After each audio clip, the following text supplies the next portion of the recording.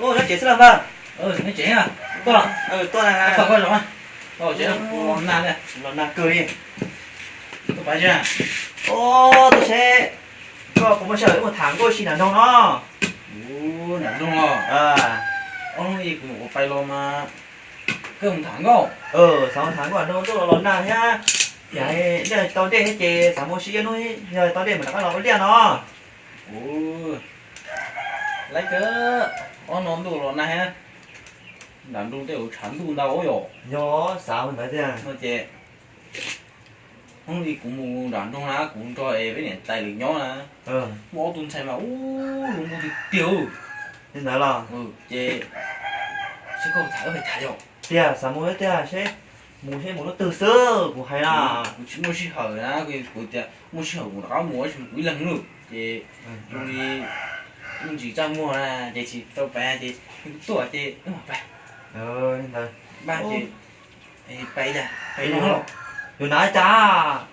cũng mua nó cho nó hơn lại bay chị nãy mua tia nó cũng nặng đâu hả đúng chị không nuôi mà xào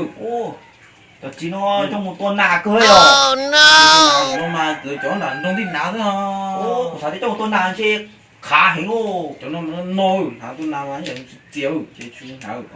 cái đó chị cũng chỉ mua nó nãy nó sao cho nó hay nó đây nó là to rong đâu cơ to mấy lợi tiệt bay đàn rong mà dù tôi xây một cái thúc nữa đi đợi thế yêu chỉ xây mà một cho là cái mà tao luôn đề gì tao luôn luôn nhiều luôn gì chúng nhiều thiếu rồi tôi không cha to còn ngang nữa nó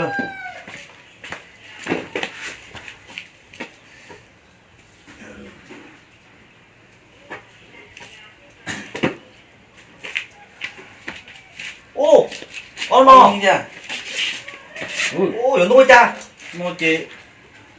con ngó lông kia luôn lông đi cũng đông ngô còn nó tí thôi khỏi còn cho nước nó sắp cú còn nó nè chỉ vô mà còn nó để yếu con chưa bỏ lên chỉ vô tí nó nó đông kia chị nó để nó bò nó cho tôi chị thì chỉ cho không mua thấy cơ vô phải lăn khá hay hay hai đứa mà đông số phải lăn kia chỉ bỏ coi à để ní để cho lỡ cho che hay mu nắn đông mu thảo long câu mu thảo long câu thì người ta thì chỉ bỏ nói á mu nó thế đi rồi nó là hay không cho nó có cái nào rồi có một nó chỗ này cũng cho đại cũng bỏ nó bỏ tới khi nhá đi nợ thế sư chị cứ từ từ nó này cứ kể tên nó cứ sai tên chỉ có dù là tôi nó cứ dia cũng mua gió nhưng mà cũng không nhiều chứ cái đầu cũng bỏ lớn ra chứ không bỏ tỏ tới khi nhá cũng là khơi lo nó tụt thô bỏ lại nào chúng tôi tờ nó lấy căn cái thốt mà thủ tiêu mua đàn trong chứ tao nó chỉ lại á cũng to cũng trông mà thì chỉ trông to hơn đấy rồi thì chỉ sẽ hướng nó đâu liêu đông kia nó chỉ bay bay kia không nó nấy rồi bay á đúng không bay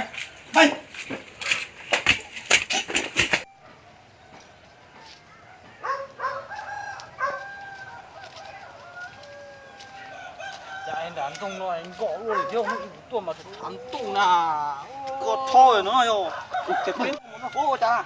chỉ cho cô làm tung của điện vô chứ mỗi nhà cú nó chỉ do khỏi non to được nhưng mà cái bồi chứ mời trong chó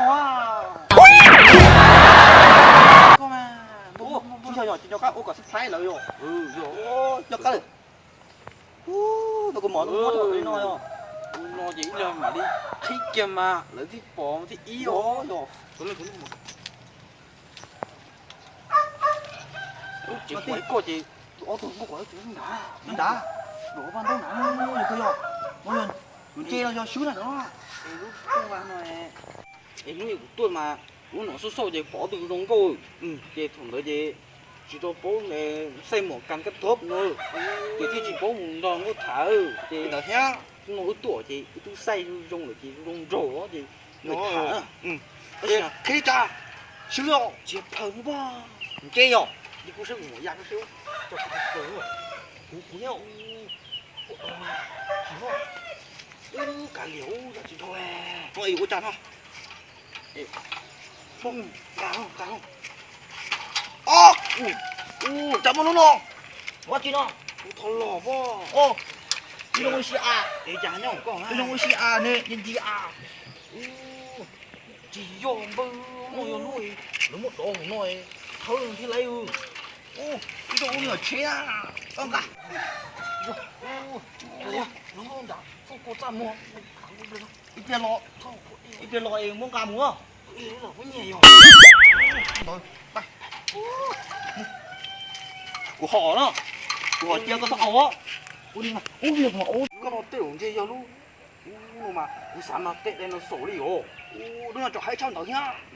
이 뒤에 뭐 저노 일로 호에 뭐 땡땡 너 Bây giờ có ao rồi. 아이 그거 로 채야 Ô, có ao này. 저 Ừ, cái nồi đó quả con nồi có xanh luôn. nó có 로 채야 Ủa giờ chê, trời trời ơi, cái chỗ ơi. 그건 Mày 너 ơi, ôi. 너 đi Ô, ôi tôi à. Ô, này mà cái bổng công an nó có đồ bia đừng có sao. không có đồ bia Rồi cô thả. ê tôi ở tù ní đừng tù Có thằng ông từ là. tôi cho chị tôi nhẹ chứ thả kia Của ông tôi nó sao liếc. có còn cho lên rồi đi kêu ông còn cho đúng Lên rồi. ê cái gì tại cái nó cho khăn xuống mùa à Ô, chỉ có một chỉ trâu à. đi nó đi chúng nó chối lắm chúng nó dùng từ thôi nó bảo Em có học lại nữa. cái gì bộ đã nó không chịu Nè. cái Cái điều vô. cái gì mà nó chỉ đúng một phút là bỏ rồi bỏ rồi Ngon. Ô, cái một bọc quá. chỉ bỏ qua ăn trốn đúng mà Ôi, rồi chỉ bọc này. tháng ngôi đều nhìn nó có là xe nhưng muốn trốn nó tôi có bây giờ đây cô có on được tiền Mày đừng chai bắn nông tiêu nhiều mua bánh nô mà bánh nô tiểu Cũng có nét to lo. chỉ do nó bơ trổ tiêu chứ trổ bé thì tiền tua trong mua chá Có một. nó Chỉ bọc. khi nó có thì bỏ nó nhẹ mà Đừng có. Nè, có món nào. đi bỏ quá chị rồi cha nhìn du luôn rồi muốn bánh nô mà trổ tiêu đấy Con này nó tè. ê lâu quá gì nữa Chị bỏ quá chị à, muốn trổ tiền ấy chị chỉ mà tôi rủ đi ấy nó chưa không chế ha Nó hay rồi. hay à Nó mình nhiệt không. chế rồi nó Quá sẽ khôi chỉ cú. Dục kỳ nữa. sao không già Nữa. cái còn nó có dư Ừ. và ta đừng có đứa gì trong nó sao Vô ho, nó không kỳ hồ. Chỉ mua á. ấy cha ít cho mua rồi ít cho chỉ mua mà ít sao mua rồi sao chỉ mua mà Ủa thế thì chỉ mua đó ha. ui dồi lớn mua ý rồi chứ con nó chỉ mua rồi Nè, chúng ta tôi rủ đi. cái này nó công cái tôi Mua cái không? Phải chị. Ô, anh chị nó ha. à chị à Hai lúc thì nó. tôi méo bố Nó cho không à, để trổ lên kìa Không. ô đi muốn trổ rồi rồi Bánh bánh nô nô kìa rồi thế chị chỉ nông cho con chế đấy Ô, Chay tôi tua nếu mà chạy. Đừng ra tàu trẻ mà tiêu cô chạy có xong rồi đấy cha bánh nô Để nó mỏ. Ô, nó mỏ. Lúa chi nó. lúc coi giảm mua cái thằng hỏi à Gặp lại mua à. ôi nghĩ cái Cái độ tư nó. giảm mua thằng hỏi nó Ô, ê tôi có mỏ à. mà số số lấy nó càng nó ít trong này nhưng mà cũng nói kìa thì chương trình năng giảm nó không còn Ô, chi xin đâu. lu gì nó Thì nó có tôi là nó không tên nè. ê cứ chỉ bỏ này Ô, anh chi nó. ê nó cũng tôi bỏ mà ê lúc này chúng nó lo ê nó ngoài mấy kia họ Ô, nó lại sao? chặt bùa Cuối chặt cua. nó không Anh chi nó là cho nó à. ô lu đi lu kìa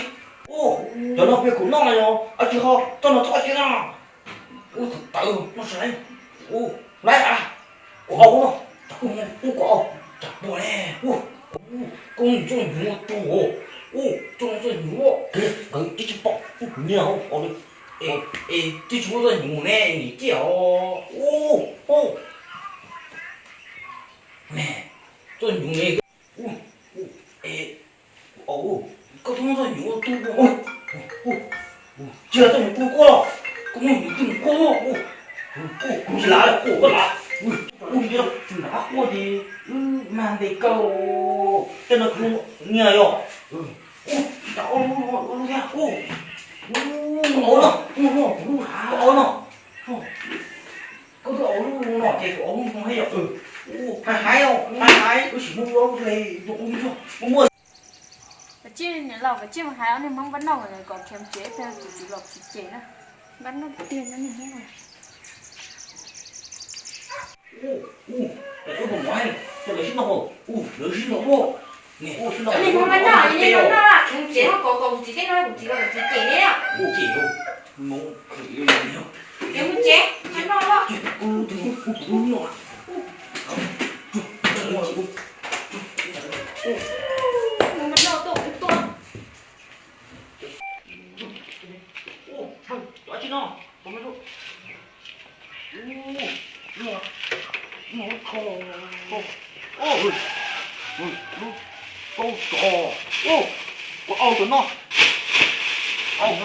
và ta là cái chỉ cho ổ rồi chỉ một cái cũng nói ở trong nó trong một tuần nào thì tôi xia muốn nói của tôi nghe nó nhưng trái gì lấy xuân để lấy gì mà cái nhiệt nhiên lắm nó chỉ nó nó chỉ nó phải lại chính nó chặt to chặt nó to nó rồi cái gì mà nó lo gì nó cái tiếng của nó chưa vô để nó cũng cho tôi được nuôi của tôi nữa cái này ta để nó lấy tiền để nhả nuôi chưa có mua chả đắt tua luôn có gì tụ con là thế dù sao thì của chúng tôi chỉ đắt tua na cái này nó lấy gì bỏ cái điều cho để không nó cứ kia nó đâu thế luôn cô luôn cô luôn cho nó cho chị nha lúc người coi người chỉ thấu thế này nó phải lái mà tuy là lúc nó về về để về chỗ về to xe à chứ cái này nhiều quá mua đừng có cha đừng có cờ đấy mà nu mà nhiều đừng có cha rồi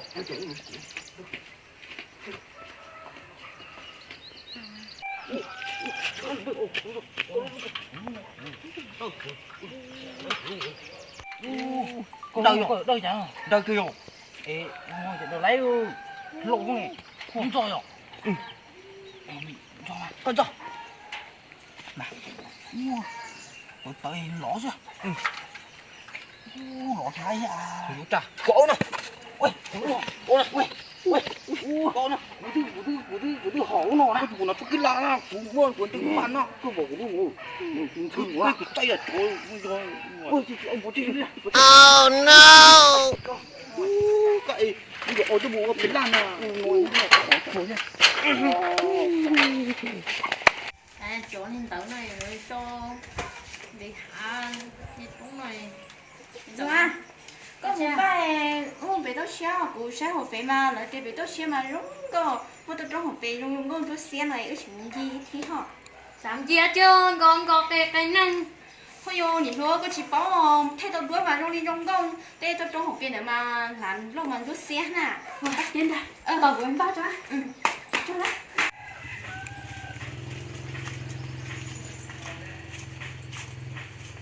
cho nói tay ra cú sao thế thì có sót cái phần cho cũng to tại mà có bấy đấy có bỏ luôn có thì có chỉ sạch cho cá na sao thôi nhìn lậu anh đi muốn tao tiêu anh đi muốn nuôi tôi là bé sao như thế sao rồi phải làm được hả? Nếu phải nói tôi chỉ có tôi sẽ là nung cái còn ở trong gì hả không? yêu cơ phải cảm đâu cố trầu bà con chế lúc bà nói con chế nó gì con chế lúc đó ý là đi bây giờ ban chế thì ban chế yo có mua là số này yo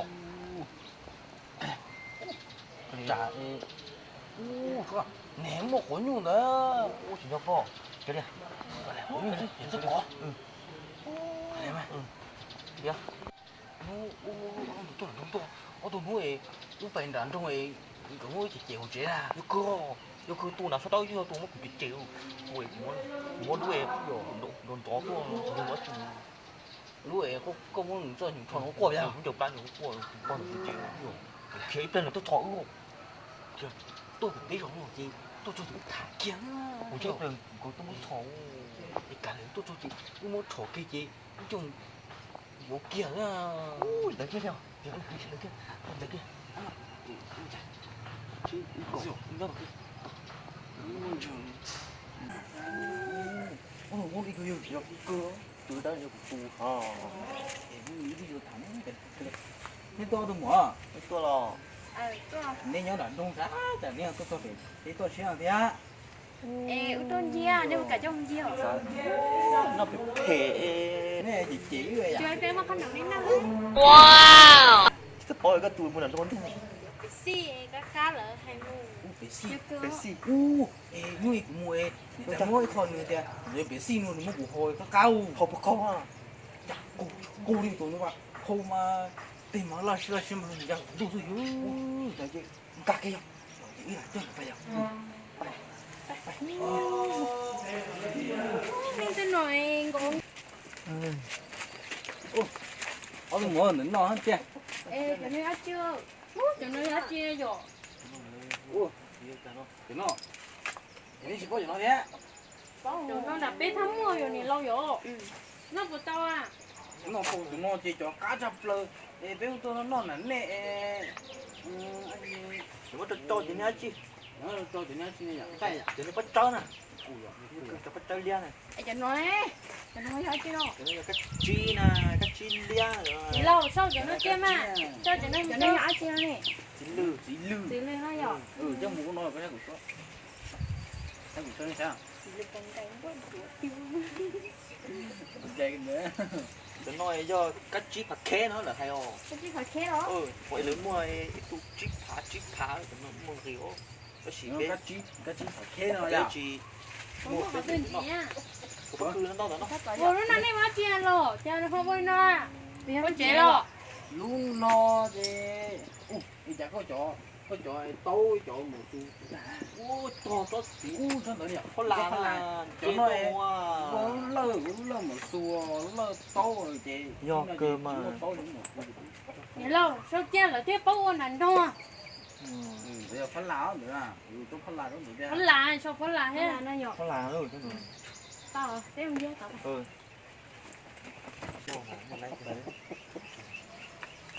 Ủa, đây. cho nên đây không biết cái bên đây à mà là cái à chẳng á